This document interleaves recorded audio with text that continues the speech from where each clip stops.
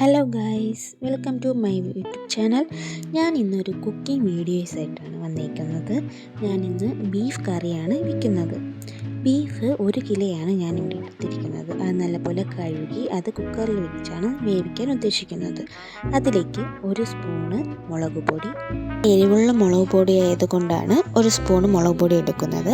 അതിലേക്ക് 1 സ്പൂണ് മല്ലി, 1/2 സ്പൂണ് മഞ്ഞൾ, 1 സ്പൂണ് കുരുമുളക് എരിവ് അനുസരിച്ച് വേണം നമ്മൾ കുരുമുളക് ഉപയോഗിക്കാൻ. അതിലേക്ക് 1/2 സ്പൂണ് നമ്മൾ മീറ്റ് മസാലയാണ് ചേർക്കുന്നത്. മീറ്റ് അല്ലാത്തവർ സാദാ മസാലയും ചേർക്കാം. അതിലേക്ക് ആവശ്യത്തിന് ഉപ്പ് നമ്മൾ ചേർക്കുന്നുണ്ട്. ഇഞ്ചി, പച്ചമുളക്, വെളുത്തുള്ളി പേസ്റ്റ് നമ്മൾ ചേർക്കുന്നുണ്ട്.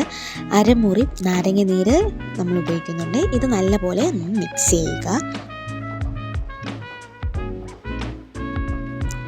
ആവശ്യത്തിനുള്ള വെള്ളവും ഉപയോഗിച്ച് അടച്ച് വെച്ച് ഒരു 4 വിസിൽ വരുന്നത് വരെ വേവിക്കാം. ഒരു പാനിലേക്ക് ആവശ്യത്തിനുള്ള എണ്ണ ഉപയോഗിച്ച് അതിലേക്ക് കടുക്, ഇഞ്ചി, വെളുത്തുള്ളി എന്നിവയിട്ട് നല്ലപോലെ മിക്സ് ചെയ്യുക.